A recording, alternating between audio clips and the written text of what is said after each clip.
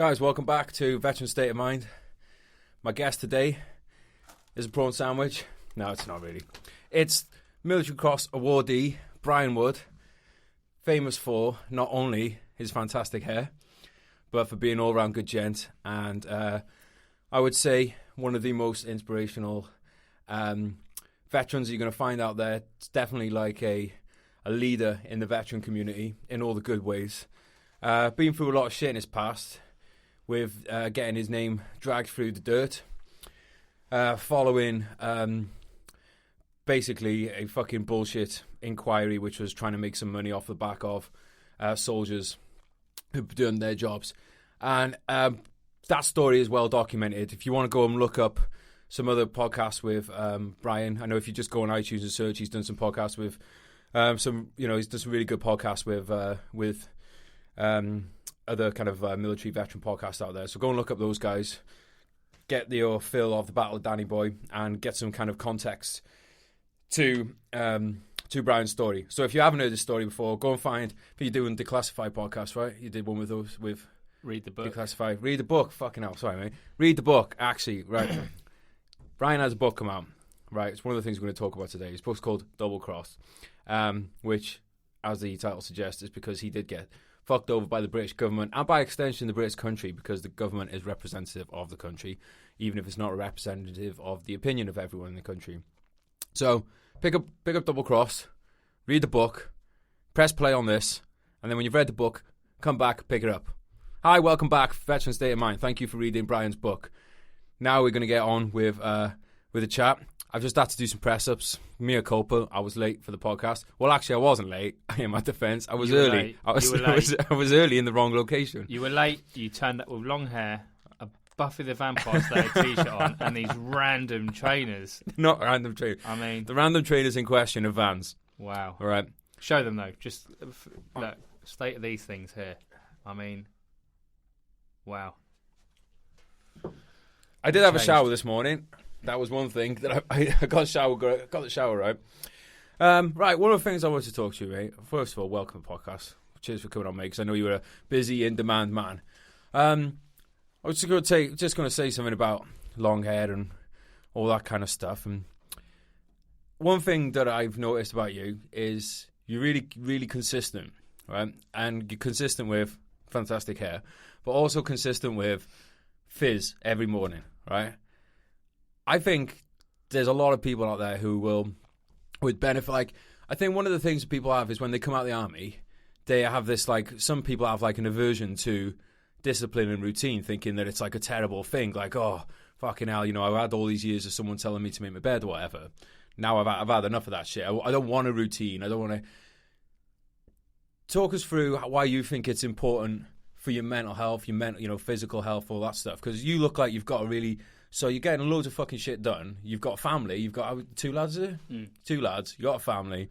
If anyone's short on time, it should be you. But you still manage to find time for fizz and all that. So just talk us through a bit of that kind of side of your life, mate. I think it's a little bit of medicine for me, really. I mean, I've been on a journey, and those of you who have read or listened to my other podcasts that I've done, and without boring you to tears, it was quite a demanding journey. And for me, sort of potions and pills didn't quite cut it. Speaking about some of my issues that I was going through was a release, and fitness and the fresh air was a release for me, a massive, huge, because it gave me thinking time, planning time, and kind of continue that structure that I've been used to in the military for 16 years. You did a lot of football in the military, didn't you? Loads, yeah. And I played at a decent level as well. So I lost touch of that for a while because of the ruthless allegations that I was up against. My head was all over the place, and I just didn't really know how to navigate this demanding path that I was on. But a long story short, I broke silence. I went and spoke to a professional. He gave me kind of some methods, some coping mechanisms, and also what made me tick, what was my purpose in life, what made me happy. And sport, coaching, and also teaching and encouraging was a big thing for me. So going out to my local community, picking up a lads' football teams, some who weren't as privileged, so going into the council estates and grabbing hold of the boys just out in the streets and saying, listen, we're going to go do some training. It's not going to cost you anything. Just, it was good for them because it gets them off their PlayStations and their Fortnites, and it gives them a purpose as well. And I instilled, with discipline, teamwork, and also a little bit of leadership. Yeah. Without them knowing, really. Yes, that's the best way to do it, isn't it? You come in like you bit of kind of like subversive methods. Right, Fortnite. Have you ever played that? No. No, mate. Do your kids play? But do you know what, right? My boys do play it. And I said to my wife when I was downstairs, I said, hey, put that on mute. Put the TV on mute and listen. And they were delivering some good, battle orders. QBOs, yeah, I mean, they were delivering some great target indications. And it's clearly it's not the same. We know that. Yeah. But there's some, I don't know, there's some small parallels on the kind of vocab and the decision making. Clearly, it's on a computer. But when I sit back and listen, I think that is an element of teamwork, be it on a computer screen. Well, they're doing they're doing mutual support and all that kind of stuff. Yeah. And the thing is, what I see about this, mate, is like, don't get me wrong, I'm a massive fan of Fizz. And I think everyone should be doing it. And I think that, to me, is my big worry about computer games and stuff, is that if it replaces Fizz, then that's obviously a bad thing. Of course. But I'm just thinking, like, who would have predicted, right? When you and I joined the military, you joined in, early 90s, was it? Yeah, mid-90s? Yeah, 97. Right, sorry. Brian is deceptively young. I thought he was even deceptively younger. Don't stop groveling because you're late. Right. Did you see the thing of drones and stuff coming now? Like where drones would be where they are and all that kind of stuff? No, didn't have a clue. So a lot of these competencies that are getting taught by kids on, playing computer games like Fortnite and stuff, that is probably actually going to be more relevant to a future, say, operator of an aircraft than going for private lessons is now. Private flying lessons is. Well, we look at the shift in the recruitment strategies that the military's delivered. And what do you think about that? What do you think about these? Have you seen the that whole snowflake campaign and stuff? Yeah. What do you think? I've got my own kind of spin on it. The bottom line is, if it gets people through the door, then we're achieving. It has to be the right people through the door, clearly, because the bottom line is, once they cross that line or open them gates, they are going to be trained killers first and foremost, regardless of trade, regardless of their SQ, as the Royal Marines call it. They may have to take someone else's life. Yeah, they are soldier first, and then they go and do their trade training. So that will never change. However, we have to evolve with time. The military has to get it and understand social media, understand the cultural switch, understand the millennials, understand the PlayStation generation, which just absolutely done an incredible job in Afghan. Remarkable job in Afghan. That was a PlayStation generation. Well, even like Generation Kill, which was, the invasion of Iraq. Even in Generation Kill, in that book, which is 2003, they're referred to as the PlayStation generation. We're nearly 20 years on from that now, My thing with that is, I agree with you, it's like, you can do a lot with people. Once you've got them in the camp, you can do a lot. So, you've had your raw material come in, and then you can shape people then. So it's Definitely. Getting them through. You can train, you can mentor, and you can be a great leader by doing so, and you can churn out some great soldiers. I think as well. Have you seen the Royal Marines one where it's like they're on like a rib and they're floating through like a village and there's like some huts on fire and have you seen that? Yeah. Now that made me want to join. Yeah, because I was like, all right, this is more my kind of thing. I think Royal get it right. Yeah. A lot of the time, I do. Even their mental health campaign video is slick. I haven't seen powerful. I'll show you after this. No, it's slick, and those who are listening to this or watching this, you should go and have a look. It's very, very powerful, but it's done in a way that you respect it. Right. And I think a lot of their campaign videos are like that, and it's credit to them. I can still remember one of their adverts from when I was in school, and it said something like a break in body doesn't mean a break in training, and it was a guy with a cast on his leg doing pull-ups in PT kit. Yeah. And I remember I saw that 20 years ago. I still remember that advert. But they got it wrong once. Go on, what was that? 99.9 need not apply. Right. And that's what happened. Oh, yeah. I suppose it depends on your attitude as a person, isn't it? If you're full of yourself, you're going to go. It definitely backfired on them. And kind of that was a big lessons learned from them, because obviously as an organisation in the military, we are always learning lessons. We've been doing that since. We should be. Yeah, and we should be, and we continue to do that. It's like when we are on our battle courses, or even at depot, and then go on operations. We get back. We never just put our kit down, unload, and then that's it. We do an after action review. We do, what happened on the ground. Can we have done something better, whether it's a CASEVAC evacuation or whether it's just our normal drills and skills on the ground, or if we've been in a contact and we didn't quite get it right. Actually, let's look at that and let's be inclusive with everyone, because everyone's got a role. And that's kind of what was different when I joined.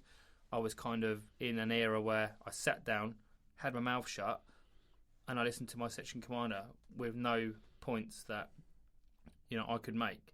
That was just kind of that was it. But now, the evolving where we're at, and kind of maybe Iraq and Afghan, it's probably done us a favour that every single person, no matter how junior or how solid these individuals are, they've all got a real key role on operations, and they should be spoken to, and they should have a voice. Yeah, and it's really important to let that voice talk. Yeah, it's similar to the corporate world. I've been out the military now 4 years, and did I find it hard on my transition? I did. I'm not going to lie. I'm not just going to say I breezed it, because it is completely different out here. You haven't got the structure. You haven't got the mutual support. You haven't got the banter. You haven't got someone telling you what to do.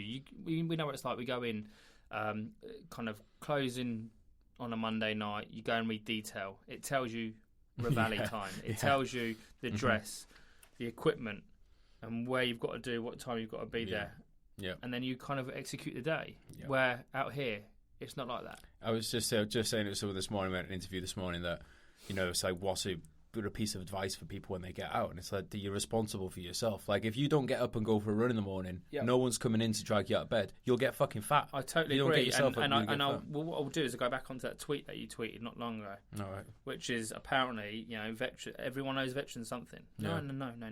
You don't owe anyone anything. Exactly. You are your own destiny. You've got to get up and get at it. And we kind of look at me, I'm not a shining example. I'm just someone who's kind of structuralised. I'm disciplined on a routine. I know that my fitness helps me. I know that it looks after me. I know that a healthy body is a healthy mind to a degree. Mm-hmm. And it's important that we and no one owes me anything. Not even, these allegations which threw my world upside down for a long time. I mean, a decade. And that, and to try and cope with that, I had to really draw into some key values and some key things which would keep me motivated and keep me going. And I struggled a little bit. I needed some support and some help from close friends and loved ones, but I still got there in the end. I still maintained that resilient factor. And I think it's because I prided myself on my fitness, and that definitely helped me. And also, I was a big believer in, if we were going to get hit out on the ground, if the fitter you are, your heart will beat that one extra beat it needed to keep you alive. And I believed in that. And it's same as me with all these allegations and me not knowing where to turn.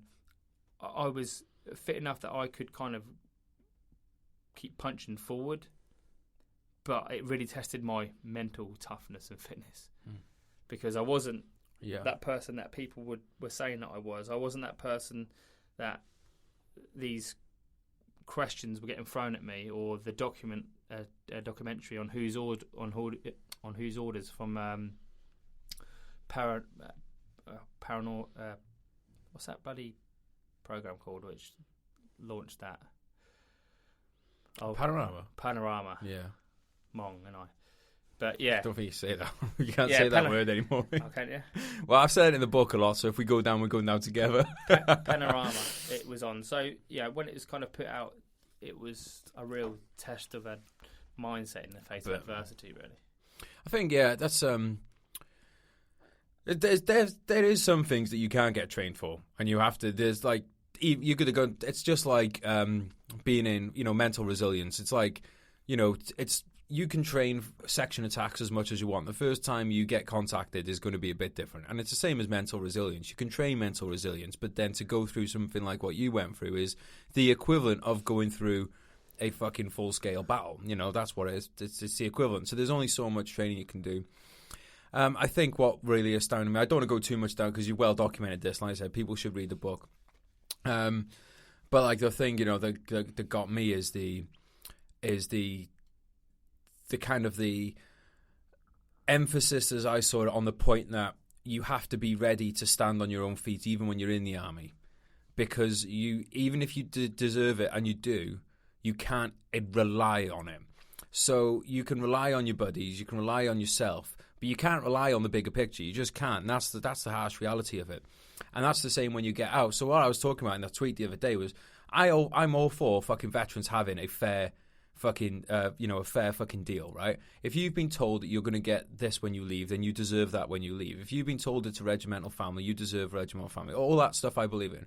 What I don't believe in, and this is more of an American prox, because the thing is as well, I think some people got the knickers twisted in this.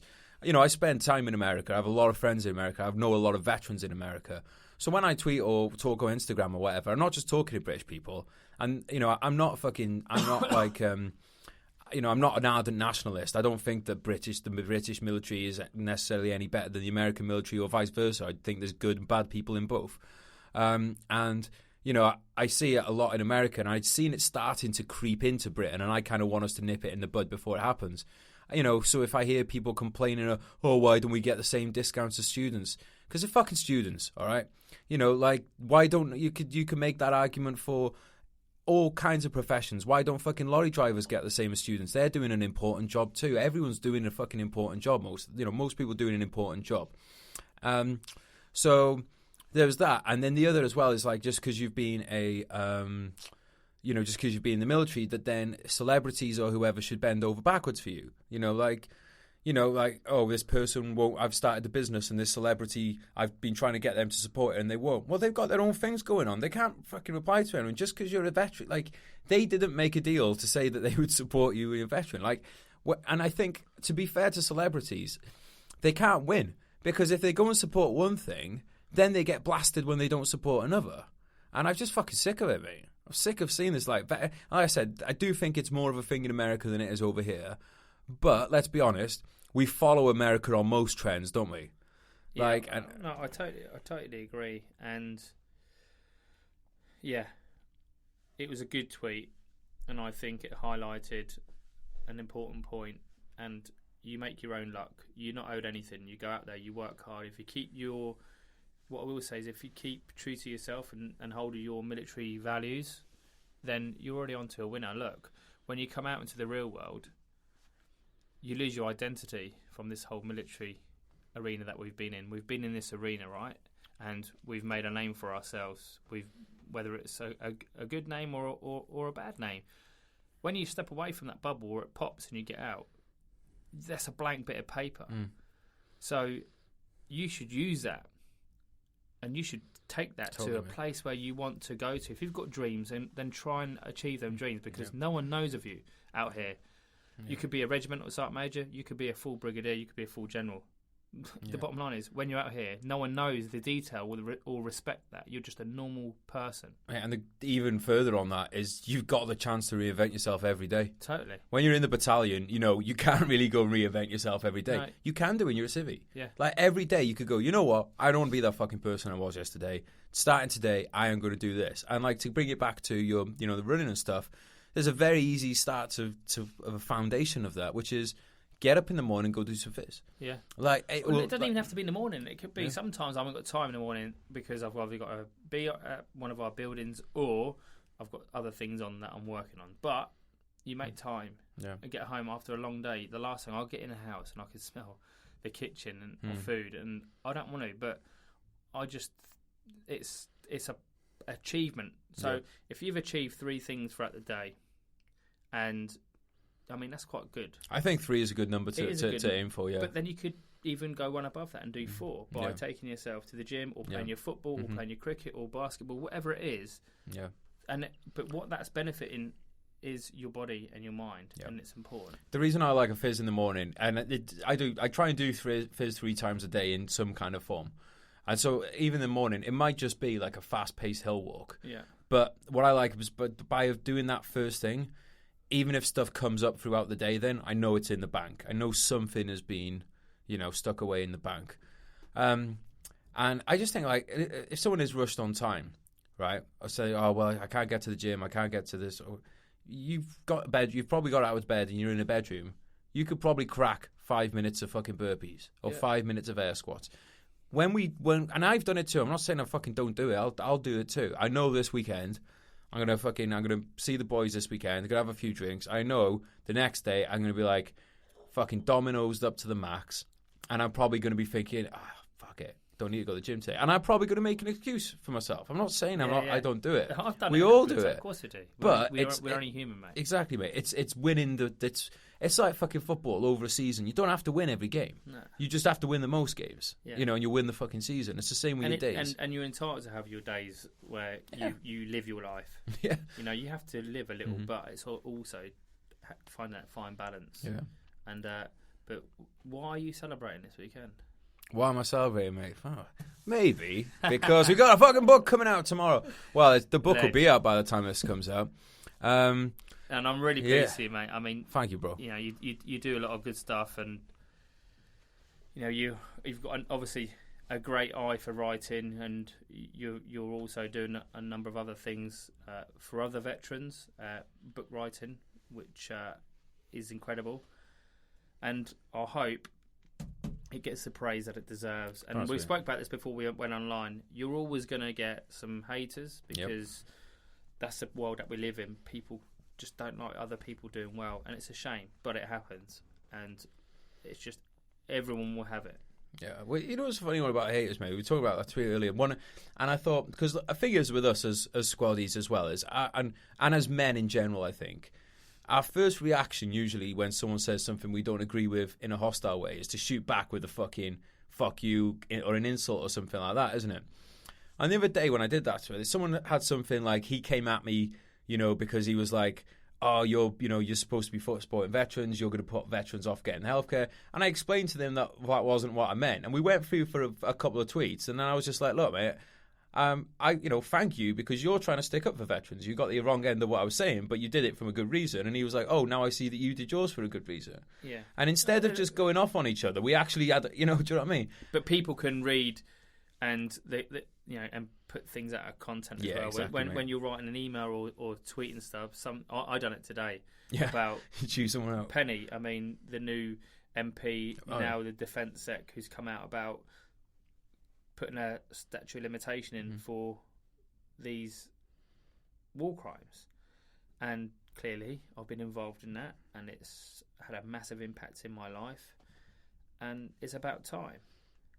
But still not been sealed. It still hasn't been put in. And, we had this about 7 months ago where the Prime Minister, stated that it's going to happen, and it didn't happen. Yeah. And also there's another issue with, and I haven't got credibility to talk about Northern Ireland because I never went. And I don't know and understand all the different moving parts. But what I do understand is they've been missed out. So Iraq and Afghan, there's going to be a limitation of 10 years, but it's not including Northern Ireland. And I would love to give a reason why, but I don't know it. Yeah, I mean, that to me is I think what and I haven't been Northern Ireland either, and I don't, I'm not from a military family. I don't know anyone really. It was in Northern Ireland during the Troubles, but obviously I'm a soldier, and anyone that served there is my brother, and or sister. Yes, beat me to it, mate. Love that. Beat me to it, brother or sister. From now on, by the way, just so people know, when I say brothers, that's inclusive of sisters. Just when I say guys, gender is my term brother is now gender inclusive. whatever you identify as. I know Joe's 6 listening. You like a slap a dress on, so you're included in that too. So I was just thinking about, and I think what gets people shit, because you'll be the first one to admit as well, mate, soldiers are not perfect, right?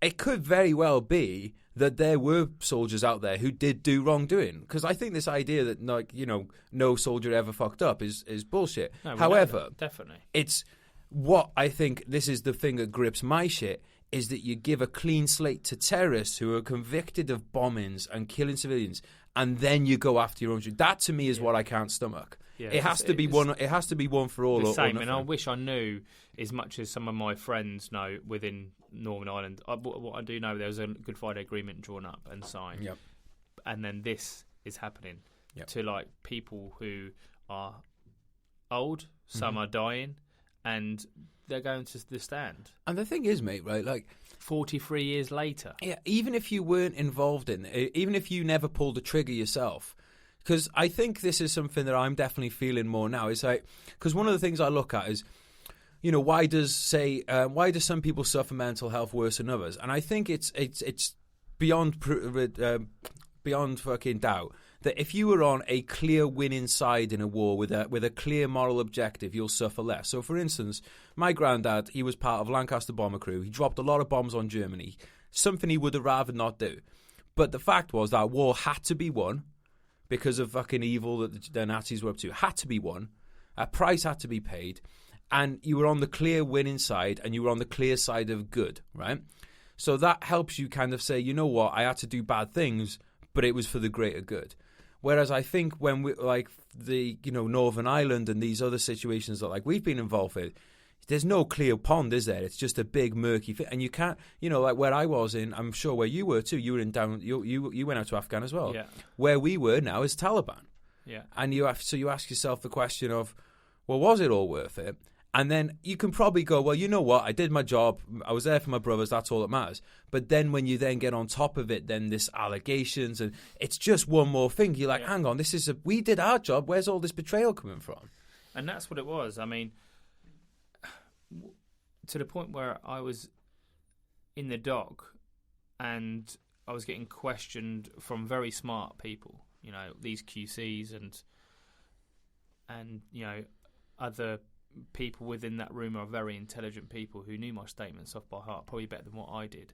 But what they didn't have was experience on the battlefield. They didn't understand confusion. They didn't understand trauma. They didn't understand decision making. They just didn't get it. So when I was getting rinsed and kind of stripped of all my values, it was demanding because I was trying to put things into context, into perspective on what we were going through at a young age. At 23, just about to launch a full frontal attack on this defended position, which they just didn't get. And they were like, put my citation, you know, on the screen, not to say well done, but to just discredit everything that I did on that battlefield. And it broke me to pieces because I was trying to explain myself, but like I said, putting it into context on what we were doing and the demand on soldiers, because the battlefield, as you know, it is so complex, so demanding. You can only understand it if you've been there. And that's not disrespecting anyone else who's got a view or an opinion. It's just what I wish for is someone who understood and had gone through and experienced some of the stuff that I'd gone through, actually stood up and said objection, you know, this, let me just put this into light of things on the demand, the age, the decision making, you know, all of this. And I just didn't have it, and I was kind of on my own trying to defend. Yeah, it's like you and I can have an opinion on childbirth, but we don't know it, exactly. right? And I said this to Sean, you know, our friend Sean Jones MC when he came on, that if they what the army should have done, you know, if they were fucking looking out for you, what the army should have done is to chuck a bunch of those people in the back of a Warrior, drive them onto Salisbury Plain, have them jump out the back, and then ask them, you know, right, how many firing points were there, and then they would have got that idea. Oh fuck, right, that's why the stories don't all marry up. But they never did anything. And when it's kinetic, and when it's a two-way range, and it's, but even just blank firing, mate, would have taught them a lot. And that's what frustrated me. And look, I've got so much time for the British Army. You know, I've got a love affair, similar to you. Look, it made me who I am today. The bottom line is, I love it, mate. And I've got a love affair. Even though, you know, they could have done a little bit better for my regiment, for me and the guys on the ground. They could have. I mean, we were fighting this secondary battle on our own, and it was a shame. The government never once asked if I was okay, my family was okay.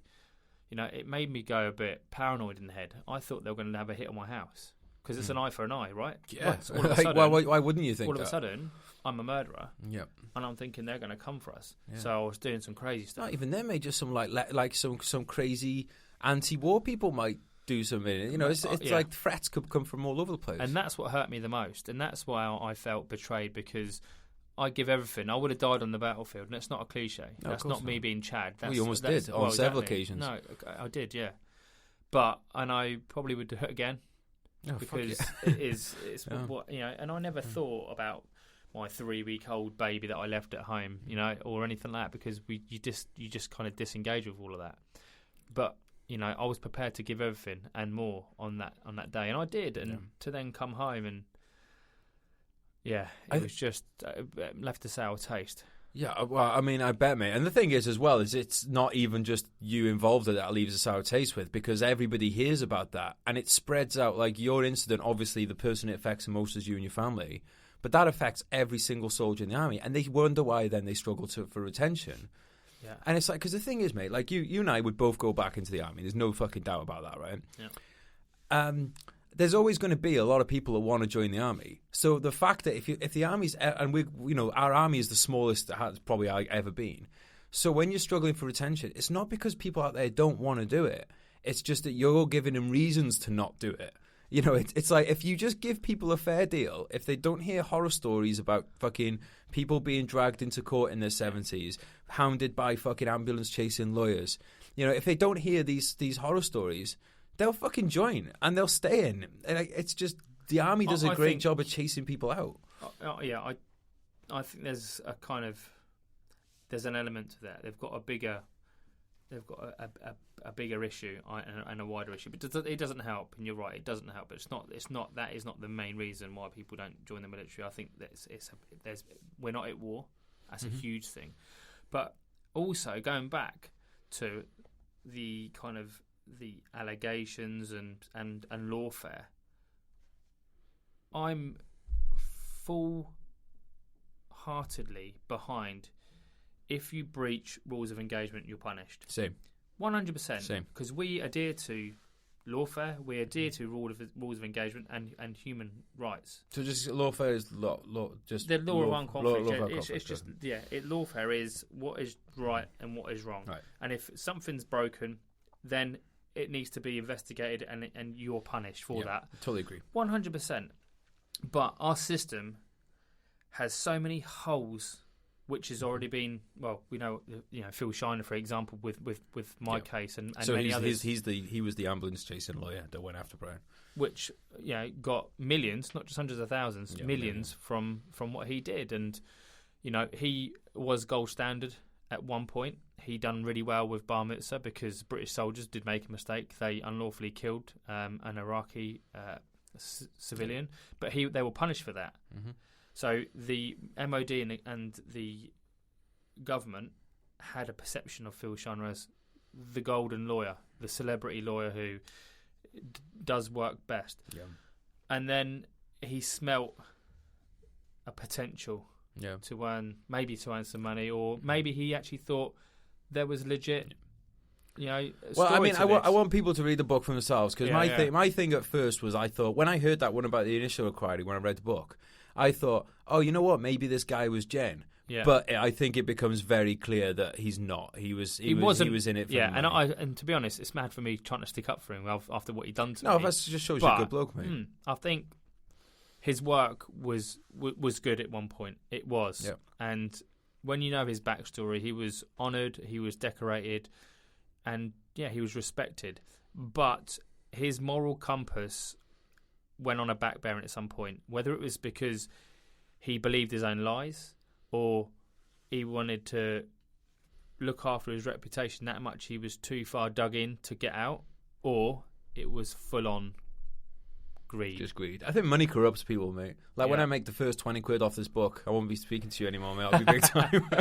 But no, it does, mate. And I think, you can get to the point where ego, he may have started with the good intentions, then realised he was in the wrong. He realised he's in the wrong, but not had the not being able to check his ego and back down.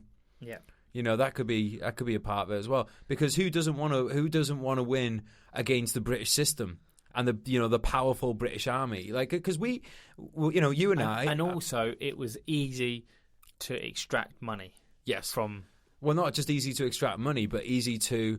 From reading the book, when he's in court, he's hardly coming against any opposition or anything. You know, it's like Well, I met the solicitor, the military solicitor who was representing me 5 minutes before I went into the dock. Yeah, I mean that for me was I was like, that was the point where been? someone nearly got hit over the head in the train with the book. That was when I was reading it. Like, I was I couldn't believe what I was reading, mate. Where have you been for all these years? And you know, there was one MP which met me in the Shard, and I do respect this individual, and it's Johnny Mercer, but I still reached out to him. Right, yeah. I still said, look, can we meet? And to be fair, he answered and said yes, and we met. And you know, we've done a few things now together. We had the interview at the National Army Museum, which was incredible.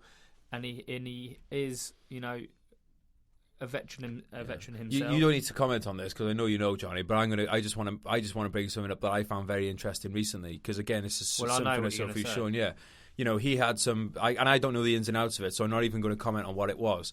But what I will comment on is how fast some veterans were to jump on the slagging off bandwagon, and I think it's really fucking sad to see that you know, like, look, we all fucking make mistakes. So I don't even know if there's mistakes made, but we all make mistakes. Blanket statement.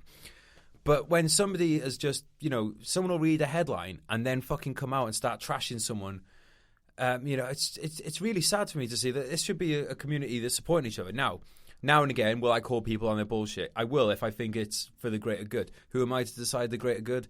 No one. But, you know, I'm just doing my best as everyone else is. But, you know, it really saddened me to see that the people leading the charge and trying to fucking slam someone without getting all the evidence first are the veterans. I know, but to counter that, and I don't agree with it, but to counter that, look, tension is high at the moment with Soldier F, and when he didn't basically display his unconditional support for Soldier F and B and M, and all the other numbers of the alphabet, you know, I think soldiers who have gone through that campaign felt let down a little bit. That's a good point, mate. So but as an MP, you just can't win. Oh, you can't. 100% you cannot. We look at you look at that government at the moment. Without going into I'm not going to even step on politics because do it. No, I'm not even going to embarrass myself. Yeah. Because it's an embarrassing situation where we're at anyway. However, when you've got members of the same party after some dirt on you, or the opposition party are after some dirt on you, when you're trying to get hold of everything which is fucking wrong at the moment, where you don't stand a chance. Mate, I tell you what as well, talking of mental health and stuff, the mental health of politicians must be awful. They can't have good mental health. Unless you're a sociopath. With, like you said, all of you got your own team. Never mind the other team. You've got your own team going around, dishing dirt, stabbing everyone in the back. They must all have fucking awful mental health. Yeah, I mean, I certainly wouldn't want to do it. I wouldn't want to do it, mate. Not in 1,000 years. At the moment, it's a. Well, I'm not even going to. I like, you know, people listen to the podcast. You know, I go on my little rants and stuff like that. But generally, 99% of the day, even when I go on a rant, I'm in a good mood. Try and stick in a good mood. Try and surround myself with positive people. Yeah. You know, and I don't even really watch. That's a really important point as well. So we've not spoken about positivity and a positive mindset and surrounding yourself with people who are on the same mission as you, which is so important because people are quick to discredit things that you're doing. People will kind of turn your back on you because you've been successful and they don't like to see that. But that they're byproducts. You know, if they are true friends, they will follow you and they'll support you and you can consult on that. And what I'm starting to learn now is I'll just disengage with the people who... I'm not saying who follow me on everything that I do because I'm not right all the time, but I try to be positive. I try to give back and I try to be a good egg. And I'll give you an example. And this is not me kind of giving myself a chuck up. I just think someone else probably would have done the same. The run up to Christmas, one of the veterans was having a hard time. He's going through a really demand in his headspace. He slipped away from his missus and he wasn't earning enough money to bring some money in for Christmas. So me being me, I was like, I can't have that. I can't have his kids not having anything for Christmas. So I thought, do you know what I'm going to do? I'm going to go and run a marathon, and I haven't got enough time to ask for a grant from a charity or to approach people. It takes too long. Yeah. He needs it now. It's like the 24th, or the 23rd. So I set up a GoFundMe page, and the next day, without any training, I went and ran a marathon. Right, but I picked the wrong day because it was sideways wind, the rain and hail. But my wife kind of met me at the halfway point. I got full, dry clothes on. She gave me some sweets and stuff to give me my sugar, but I was hanging out and I wasn't breaking any records. But what my point is, people give me some backlash on doing that, and I thought I can't win. I've raised, that's and mental. And I raised, nearly £4,000 for this individual, and I just think, you're doing it for yourself. Yeah, just doing it for your promotion. Yeah, this is it. And you can't win. No, you can't win. Don't understand who I am. Yeah, I'm gonna fucking make this very clear for people now. And to be honest, if you're listening to the podcast, then you're probably not one of these people. But we'll make it clear so that you can pass this message on to people who are. Right. Do you want to do people like Brian and myself want to become successful for our own reasons? Yes, we do, because we have driven people and we like to succeed in stuff. But do we want that to be a part of helping wider people? Yes, they're not mutually exclusive. The more you get done yourself in your own journey, the more you can help and impact other people. Like, if you don't drive, and if you don't work, and by drive I mean if you don't drive yourself, if you don't push yourself, if you don't achieve things, how are you going to help other people? You're limited to the things you can do. If Brian hadn't have done what he's done on social media and with the book and everything, he wouldn't have been able to raise money for that family, and that family goes without. So what's better in some people's minds is that you just don't fucking do anything. Like, what? That's fucking bollocks. I think, to be honest, mate, the people that get fucking wound up about that is because you're shining a spotlight on them, saying, this is what I fucking done. And they could have gone out and run a fucking marathon. Now they might not have raised as much money as you because they don't have the profile, but they could have done it. They could have raised £100. But they fucking didn't. Yeah, but small change is a big difference. Exactly, but they fucking won't, mate. They won't put their money where their mouth is. That's what bothered me. But now I'm getting a little bit. Look, I care about what people think of me. I'm only, I've not just got that, that switch where non-emotional. I care what people think about me. So when I read this, I think I've done that just for the good-hearted. It's Christmas. I wanted to make a bit of a difference, and to someone, to then say that I've done it to raise my profile, who I am, and I'm like, you've just got me all wrong. You clearly don't know who I am and kind of what my morals are. Yeah. I mean, it just, it's. But we are in that world where people are bored, or people just say, well, I'm going to tweet that. It's just vindictive, mate, to be honest. I think the thing is, before, it's always been around. It's just that you wouldn't necessarily have heard it because it had been behind your back. But now, because there's this wall of anonymity, people think that they can tweet at you or whatever like that. I'm fucking, look, at the end of the day, you've been really supportive of me with my book and with, just in general. I mean, we got talking before even one of us knew we were doing a book. We got, and not just you, there's plenty of other people being out there being supportive. There's no need to be fucking jealous of a detective. No, you've got to support people on their journeys, and, being successful. Look, do we want to achieve, like you said? Of course we do. Yeah. And success should be on everyone's mind. And success doesn't mean you have to be a millionaire. Yeah. Success is achieving your goals and your mini mission statements and helping others along the way if you can. And that's a good trait to have. And, coming away from the military, like I said, it's a difficult thing to kind of re-identify yourself and go and chase your small dreams. And I think everyone should do that and 100%. Be positive. And if you can support someone by doing that, then you absolutely should.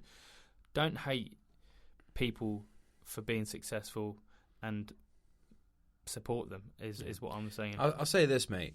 You'll never hear criticism of there's a difference between criticism as in I think you could have done this a bit differently or better. That's legitimate criticism, and then there's hate. But you'll never hear anyone hate if they're fulfilled in their own life. You just won't. If someone's doing stuff that they're fulfilled in their own life, and that could be that they're working in a soup kitchen, it could be that they're running a Fortune 500 company. If they're fulfilled, then they won't hate on other people. It just doesn't happen. Now, what I will say on the flip side of that, which is something I think is really positive, is that for every one of those people who will give you negativity, I think the power of social media, podcasts, all this stuff that we have at our disposal now, I think is like the greatest ally that we have as veterans. I agree. What do you think? Yeah, I totally agree. And when we're documenting narratives, I think it's really cool because everyone's got a different narrative. Clearly, some people have got veterans-owned businesses. Some people are, documenting other stories because they believe that their story should be told. We know about Declassified and what they've done. Hate Shower. These cool people doing some brilliant things. Brilliant. It doesn't mean that I can't head up a podcast because you are. Yeah. No, well, I went on Hughes the other day. We had a fucking great day. Yeah. Like, we had a really good time. I didn't want to leave. Totally. And that's how it should be. And, we are a unique breed. The military are unique. But I tell you what, there's some incredible experiences. And what I would say for you is I would like, in your next kind of 3 episodes, is a senior officer on. Working on it, mate. Yeah. Working on it. I think just to give their perspective of, because we've got a different vocab to them, and we've got a slightly different perception on life maybe, and the analysation of what we do as soldiers from the ground, where they've got, they can give their perception on how you oversee things and how tactically they've worked their way to maybe now in an investment bank, now running their own successful company. I'd love to speak to someone. The problem is, because the thing is with us is like, one bloke and then you get to know another and you get to know another and you get to know another, but there's not really that much cross-pollination between senior officers and enlisted. So I'd love to get, I've got an OC coming, like I got someone that was an OC that we're going to do one with at some point when we can get together. But I would actually I'd love to have a start, like a starred officer in like a brigadier or that would be really interesting. Yeah. But I think to be honest, I reckon that my best chance of getting something like that will be when one of them has a book. When one of them has a book to talk going on and stuff like that. Go on. I was going to say the other people, just to give people a heads up, actually. So thanks for bringing this up because I keep forgetting to do it. I am looking at bringing on, talking to some people who are working on the psychologist side of things. Some people from charities. So. I know a lot of the earlier episodes have been just kind of with mates and stuff. But we are kind of expanding. It's just when you're getting something kicked off the ground, obviously it takes a bit of a time to get running. And obviously this book has been taking up the majority of my last 6 months. So now the book's coming out. The podcast is kind of now jumping in as top priority for the next kind of 6 months. So there will be kind of expanding. Still have Sean and Alex on.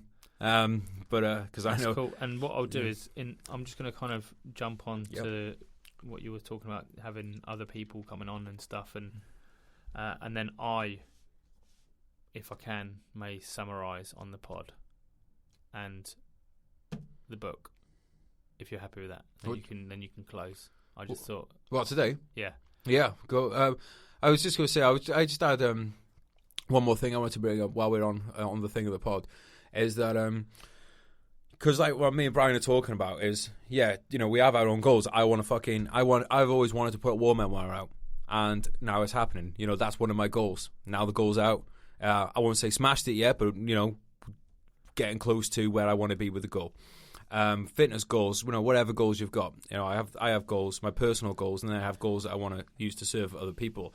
And this podcast is, I've done this because, does it help me raise profile in my books and stuff? Yeah, of course it does. But the main purpose of this podcast is to try and give something back to other people, even if that's just an hour of entertainment, when you wait back and forth to work.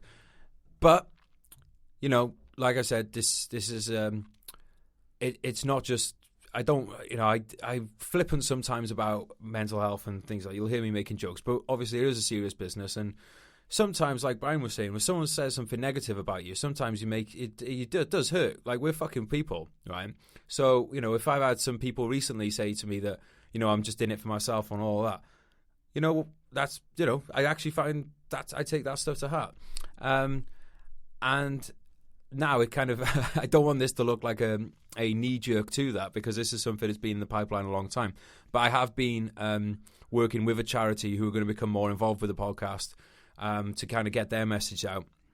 And that charity is the British Legion, and they're they've always done fantastic work with the with veterans. You know, everybody knows the Poppy Appeal as the kind of the pinnacle of the veteran fundraiser. But there's so much more to them from that, and they're going to be coming on as guests so that we can get these programs out to people and get everyone to know. All I got to say today is please follow them online on social media, because they're really stepping up the social media game. They've got some really cool interviews with veterans on there from like battles like Anzio, Monte Cassino. They've got a lot of D-Day stuff coming up with these guys who are absolute heroes and legends to us all. So follow the British Legion on all their social media channels, rbl.org.uk online, and then there's helpline numbers. If you just put in Royal British Legion helpline number, if you ever need a helpline, then it's an 0800 number, and I can't remember off the top of my head. Sorry, I should have written it down. But if you Google Royal British Legion, you'll find them on there. So yes, guys, if you're listening, you are in a bad place. Reach out to people. But yeah, sorry, Brian. No, it's cool, and it's good that we're doing this podcast actually on Mental Health Week. Yeah, which poignant to what you just said, and I've been through my own kind of battle with my headspace, and for me, speaking and starting a small conversation, it's not a cliche, but it did change the way I was, and into a lot better person, because I got to understand the reasons why I was thinking the way I was thinking and the way I was feeling. So, yeah, I echo that. There is plenty out there. The Samaritans as well are doing some cool stuff. And you just put in your hashtags Mental Health Week and it will flood with numbers you can call, conversations you can have, and so on and so forth. And if you're a civvie, then Mind charity is an incredible charity, predominantly male, because the numbers are through the roof. That they focus, they don't just focus on male, but it is kind of more male orientated. So yeah, if you're a civvy, they really look after the civilian side of it. But military veterans, there's a lot out there, and just be patient with it as well. Because it does take time to process. It does take time for paperwork. It does take time for doctors' notes, etc. So be patient. But what I'm going to finish off on is, coming onto this podcast, it's been a bit of time, because obviously my book, and it just took up a lot of stuff with promotion and like you've just been going through. So it's taken till now to come on. But for you to ask me to put a quote on your book was probably one of the coolest things I've been asked to do, because this is legacy. This ain't going to go away. And having my quote on this incredible book, and it's raw, and it's how it is, which sometimes a lot of books aren't. They're covered over. They're not authentic. But what I will say is, it's completely raw, honest, gritty, emotional, and it tells a few important stories. And it's just really, really cool to be involved in the book, to get it early so I can read it. And Jez, I wish you all the best. Thanks, brother. With it. I will help you out as much as I can. I'm not no powerhouse on social media, but I will do as much as I can, because I believe it's a story that needs to be told. I think this is one of many, and it's about time that you showed what you're about for you, because I know you do a lot for others. You write a lot for others, so it's good to finally get your story out on paper, and hopefully this is the start of many to come, of your name on the books. But bro, it's been a pleasure. Brother in arms, it's out tomorrow. You'll have us probably a sleepless night tonight. May 16th it'll come out. I'll be out by the time we do this. Mate, I just want to say, when asking you to be able to do the quote was massive for me because not only did I love your book, but I heard about you when I was a young fucking soldier, you know, because I heard about Danny Boy, heard about military crosses and stuff. So it's like a bit of a fucking surreal moment, to be honest. When we first met and stuff, is a bit surreal. And then to have you on the book is like, I can't think of a better bloke, so appreciate it. Thanks, mate. Love it. Right, guys, I told you to buy Double Crossed at the beginning of the book. If you haven't done it, at the beginning of the podcast, sorry. If you haven't done it, don't worry, I will forgive you, but now you have to go and get it. All right. Jump on my social media as well. Double Cross, Brian Wood. And Instagram. Was it Brian Wood MC, one word? Or? Yeah, Brian Wood MC. Brian Wood MC, one word. On Instagram, I'm going to be posting about this as well, so Brian will be tagged in anything. Right, mate, cheers. Thank you. Pleasure. You got a lot of stuff to do today, so let's No worries. bounce. Thanks very much, guys. Love you. Goodbye. Thank you.